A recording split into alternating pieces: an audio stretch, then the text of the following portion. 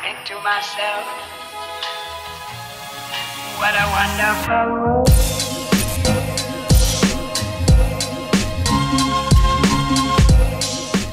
Halo semuanya, selamat datang kembali di Story Film.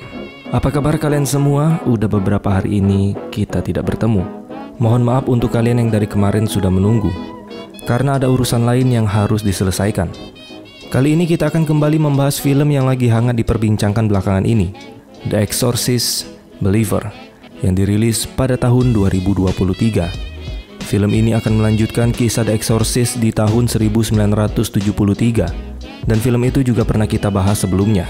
Bagi yang mau nonton, linknya ada di deskripsi. Daripada kalian makin penasaran, mending kita langsung aja masuk ke alur ceritanya. Enjoy the video. Catherine. The body in the blood! The body in the blood! The body in the blood! The body in the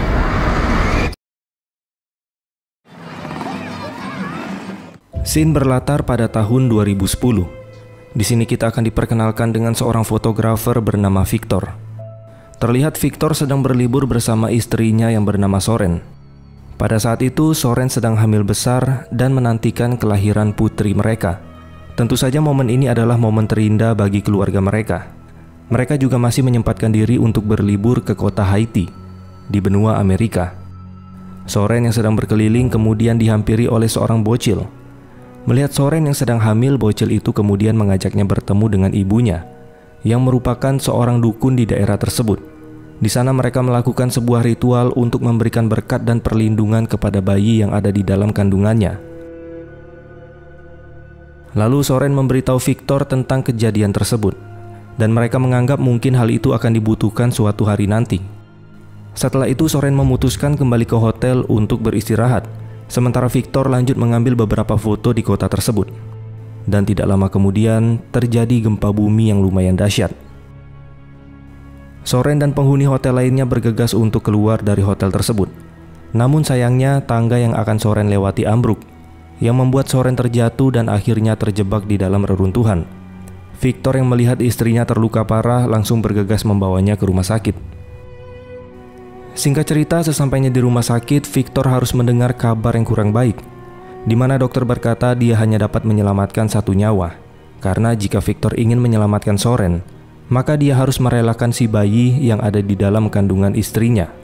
Tentu saja hal tersebut menjadi pilihan tersulit yang pernah ada di hidup Victor.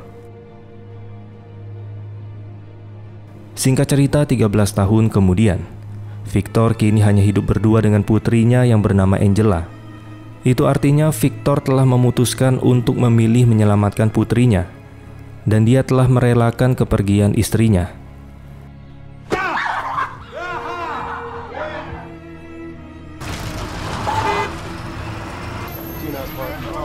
Sesampainya di sekolah, Angela izin kepada Victor untuk belajar bersama dengan temannya pulang sekolah nanti.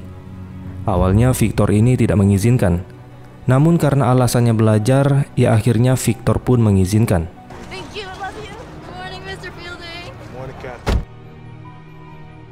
Sepulang dari sekolah, Angela bersama temannya yang bernama Catherine ternyata berbohong.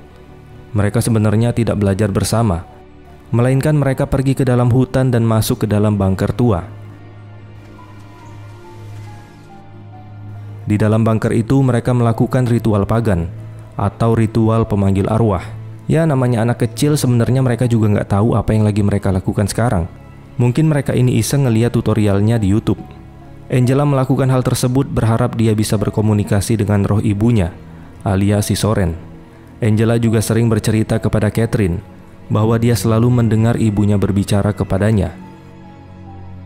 Pada malam harinya terlihat Victor sedang mengedit foto dari kliennya. Namun dia menemukan hal aneh, di mana layar laptopnya tiba-tiba rusak, dan dia pun memutuskan untuk pulang ke rumah. Sesampainya di rumah, Victor heran karena si Angela belum pulang ke rumah, padahal hari sudah malam.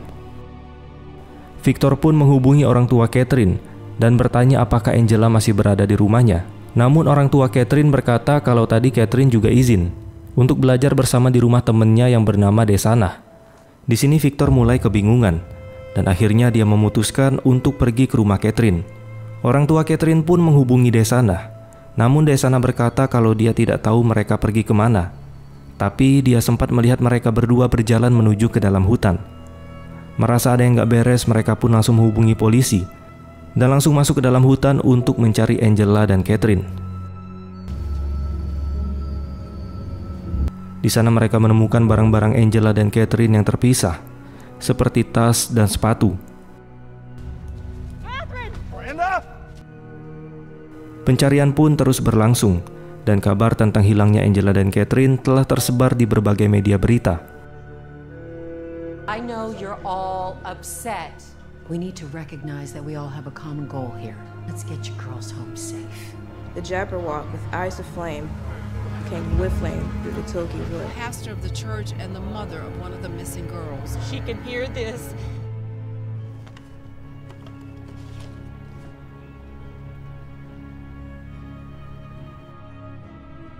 Dan singkat cerita, setelah dilakukan pencarian selama 3 hari, akhirnya Angela dan Catherine ditemukan sedang bersembunyi di kandang ternak milik seorang petani. Terlihat mereka seperti orang yang linglung dan tidak mengingat apapun yang telah terjadi kepada mereka. Setelah itu, Angela dan Catherine segera dibawa ke rumah sakit. Di sana mereka menjalani beberapa pemeriksaan. Pada awalnya, Victor dan kedua orang tua Catherine mengira bahwa mereka berdua telah diculik oleh seseorang. Namun pihak rumah sakit mengatakan bahwa dari hasil pemeriksaannya tidak ditemukan adanya tanda kekerasan fisik ataupun seksual di tubuh mereka. Ketika dokter bertanya hal terakhir apa yang mereka ingat, mereka pun menjawab hanya mengingat pernah melakukan ritual pemanggil roh yang mereka lakukan di dalam bunker yang ada di hutan. Setelah itu hujan pun turun dan mereka berdua tersesat lalu berusaha mencari jalan keluar dari hutan tersebut. Namun anehnya Angela dan Catherine merasa kalau mereka tersesat di dalam hutan itu hanya beberapa jam saja, padahal mereka hilang sudah 3 hari. Baby, you've been gone 3 days. Dari sini pihak rumah sakit menyimpulkan bahwa Angela dan Catherine menderita amnesia sementara. Namun para orang tua masih dibuat bertanya-tanya, dan mereka masih menganggap pasti ada seseorang yang telah menculik mereka. Setelah dilakukan berbagai pemeriksaan, semua hasilnya pun normal, dan akhirnya mereka sudah diperbolehkan untuk pulang ke rumah.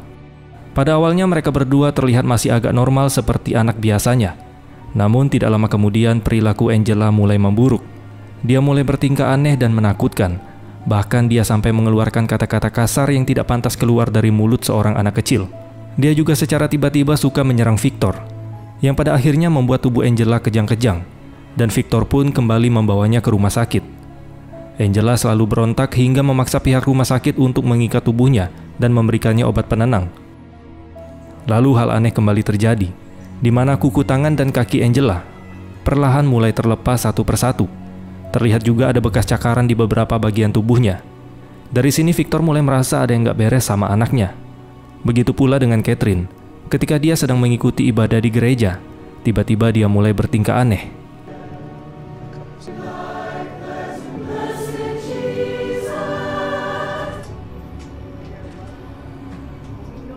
We know and claimed heaven as our home. Catherine. Catherine. The body in the blood. The body in the blood. Body Catherine! Enough! The body in the blood. Karena hal tersebut, orang tua Catherine juga kembali membawanya ke rumah sakit untuk dilakukan pemeriksaan lebih lanjut. Di sana mereka kembali bertemu dengan Victor. Ibu Catherine yang bernama Miranda adalah orang yang sangat taat kepada agamanya. Lantas dia pun menghubungkan semua kejadian ini dengan hal mistis, dan dia berpikir kalau sekarang Catherine sedang dirasuki oleh roh jahat. Dia mengira Catherine begini kemungkinan karena mereka belum membaptis Catherine sejak kecil. Jadi apa yang mereka lakukan di hutan sama saja membuka diri sehingga roh jahat bisa masuk ke tubuh mereka. Ayahnya Catherine yang bernama Tony awalnya tidak percaya dengan perkataan istrinya. Namun pada akhirnya dia setuju kalau Angela dan Catherine seperti membawa sesuatu kembali bersama mereka. Y'all need to get some sleep. Lalu pada malam harinya kita diperlihatkan dengan perawat yang bernama Anne. Kebetulan dia juga tetanggaan sama si Victor. Ketika sedang mengecek suhu tubuhnya Angela, dia pun juga mendapatkan hal aneh, di mana alat pendeteksi panas itu tiba-tiba menjadi error. Setelah itu Angela terbangun dan hal aneh kembali terjadi, di mana Angela mengetahui semua masa lalu kelam dari Anne.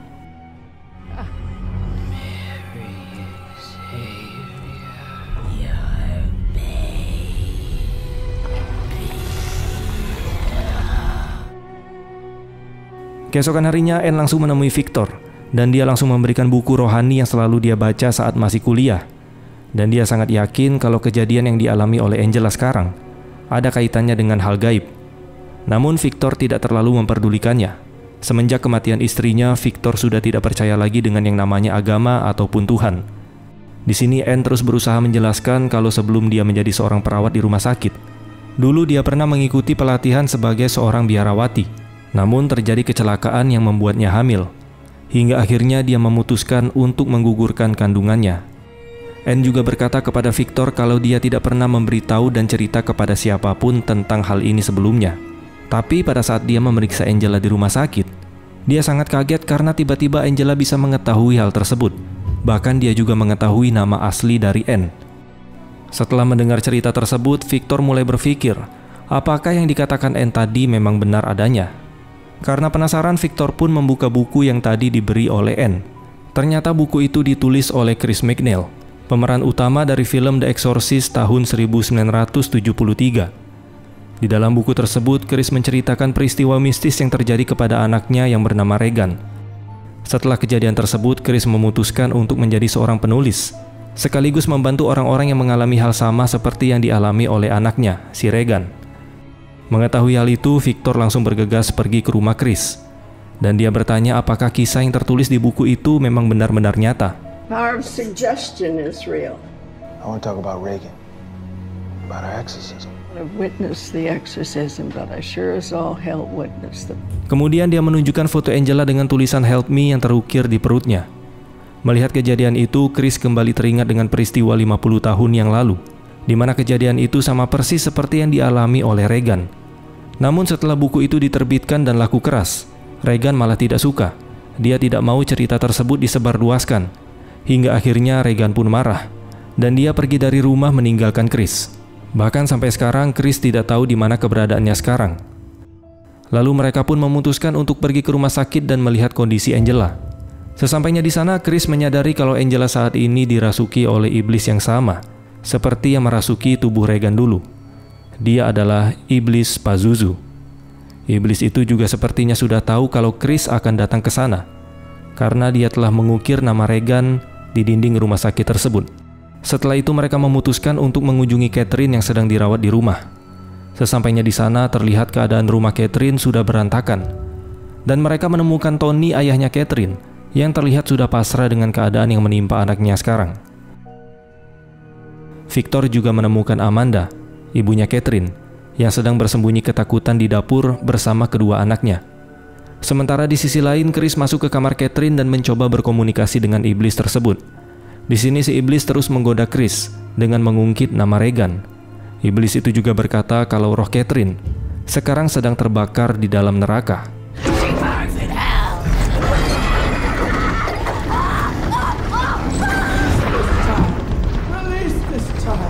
Hingga akhirnya iblis itu mengambil salib yang terjatuh dan langsung menusuk kedua mata Chris sampai membuatnya buta. Open your eyes. Mendengar teriakan dari atas, Victor langsung menghampirinya, dan dengan cepat dia langsung menarik Chris keluar dari kamar Catherine. Setelah itu dia pun menghubungi ambulan dan Chris langsung dibawa ke rumah sakit untuk mendapatkan pertolongan pertama. Sementara keluarga Catherine terlihat masih syok dan kebingungan dengan semua hal aneh yang telah terjadi kepada putrinya. Dari semua kejadian itu, perawat Anne dan pastor yang bernama Maddox mengadakan pertemuan dengan beberapa pastor lain. Di sini pastor Maddox meminta bantuan ke mereka agar bisa mendapatkan izin dari pimpinan gereja untuk melakukan eksorsisme atau pengusiran roh kepada Angela dan Catherine. Hey pal, listen, I need to get in touch with the woman you had come over the house. Keesokan harinya terlihat Victor menemui seorang wanita bernama Dr. Bihibe. Selain seorang dokter, Bihibe ini juga paham dengan ritual penyembuhan ala tradisional, dan dia pun siap membantu Victor untuk mengusir roh tersebut. Singkat cerita, pada malam harinya, Victor, Bihibe, dan Anne mempersiapkan segala keperluan untuk memulai ritual tradisional tersebut. Setelah itu, Victor menjemput Angela yang masih berada di rumah sakit. Dia juga menyuruh Tony dan Miranda untuk membawa Catherine ke rumahnya. Setelah semuanya sudah dipersiapkan, sekarang mereka tinggal menunggu kedatangan pastor Maddox untuk membantu kelancaran dari ritual tersebut. Namun ketika pastor Maddox sudah datang, mereka malah mendapat kabar buruk. karena pimpinan gereja tidak mengizinkan Pastor Maddox untuk melakukan eksorsisme, mengingat kondisi Angela dan Catherine yang sudah semakin parah. Dan jika mereka tetap memaksa untuk melakukannya, ditakutkan akan terjadi resiko yang lebih berbahaya, bahkan bisa menyebabkan kematian. Namun Victor berkata kalau mereka akan tetap melakukan ritual tersebut, dengan atau tanpa bantuan dari Pastor Maddox. Sebelum pergi dari sana, Pastor Maddox sempat memberikan Bible ke Anne, dan dia menyuruh Anne untuk mewakilkan dirinya dari sisi agama Katolik. The power of Christ. Kemudian mereka pun memulai ritualnya. Di sini kita akan melihat cara dari berbagai keyakinan, mulai dari Kristen dan juga ritual tradisional dari Afrika. Dr. Bihibe membagikan jimat perlindungan yang diyakini bisa menjauhkan mereka semua dari kuasa iblis. Di sini Anne yang pertama melakukan ritual dengan membaca ayat yang ada di dalam Bible. Namun sepertinya usaha tersebut tidak mempan. Malahan para iblis ini mencoba untuk merusak mental Anne dengan berkata kalau Anne telah membunuh anaknya sendiri.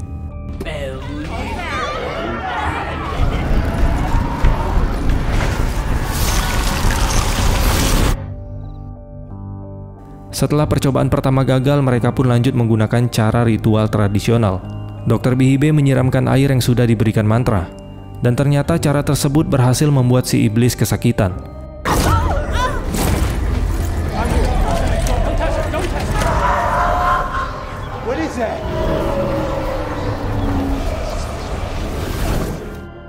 Namun ternyata cara tersebut masih belum cukup untuk mengeluarkan semua iblis dari tubuh mereka. Sampai pada akhirnya Pastor Maddox kembali ke rumah Victor. Namun saat ini dia masih bimbang antara mau menolong mereka atau mengikuti perintah gereja. Di sini si iblis berusaha menggoda Victor. Dia membuat Victor kembali teringat dengan kejadian 13 tahun yang lalu, di mana Victor diberi sebuah pilihan antara menyelamatkan Soren istrinya atau Angela yang masih berada di dalam kandungan. Dan faktanya pada saat itu ternyata Victor meminta para dokter untuk menyelamatkan Soren, bukan anaknya. Namun karena keadaan Soren sudah melemah, dengan terpaksa para dokter akhirnya menyelamatkan bayi yang ada di dalam kandungan Soren, yaitu si Angela. Si iblis yang mengetahui hal itu kemudian mengatakan kepada Victor, kenapa sekarang dia berusaha mati-matian menyelamatkan putrinya yang tidak dia inginkan sebelumnya. Dengan tipu dayanya, iblis itu kembali membuat pilihan kepada mereka semua untuk memilih Angela atau Catherine yang ingin mereka selamatkan. Dengan kondisi yang sangat rumit, Victor dan Miranda tidak mau memilih, karena mereka sadar kalau itu hanyalah tipuan dari si iblis yang bisa membuat keadaan semakin parah. Tidak lama kemudian Pastor Maddox datang ke sana, dan dia memutuskan untuk menolong mereka dan mengabaikan perintah dari gereja. Namun karena kekuatan iblis sudah sangat besar, mereka pun dapat membunuh Pastor Maddox dengan sangat mudah.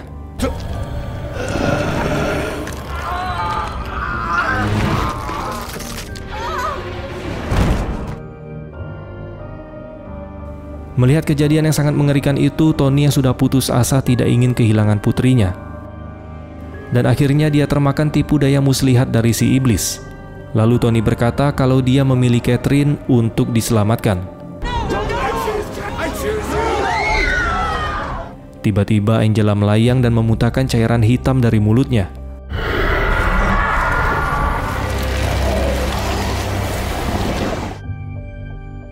Lalu detak jantung Angela pun menghilang. Sementara Catherine akhirnya tersadar.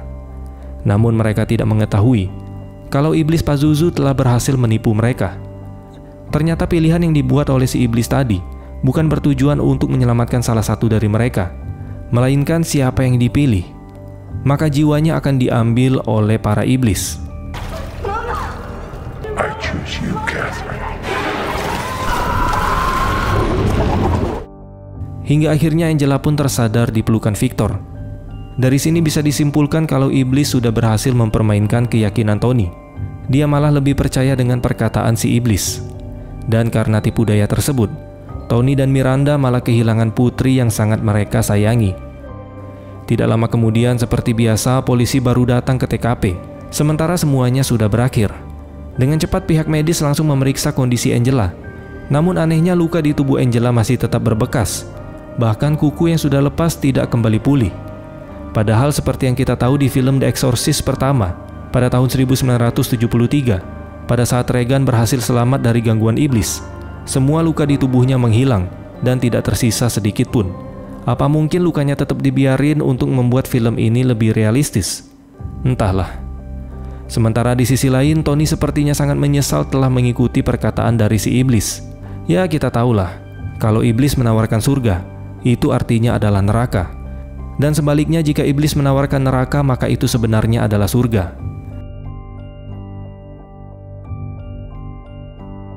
Singkat cerita, beberapa hari kemudian terlihat Angela sudah bisa kembali menjalankan aktivitasnya seperti biasa. Namun pada saat di sekolah, wajah Angela terlihat masih kebingungan, sambil terus memandangi kursi Catherine yang telah kosong. Lalu di akhir film kita akan kembali diperlihatkan dengan Chris, yang masih dirawat di rumah sakit. Tidak lama kemudian ada orang yang datang ke kamarnya. Awalnya Chris mengira orang itu adalah Victor. Orang yang datang adalah si Regan, yang terlihat sudah tua. Sepertinya kini Regan telah memaafkan ibunya. Dan film pun selesai. Wah, adegan terakhir menurut saya yang paling epik sih. Karena kita masih bisa melihat dua aktor utama dari film The Exorcist tahun 1973. Yang dulu Regan masih kelihatan sangat polos dan lucu. Sekarang dia sudah beranjak dewasa. Oke lah teman-teman, mungkin ini aja yang bisa kita bahas pada kesempatan kali ini. Terima kasih sudah menonton dan sampai jumpa di next video.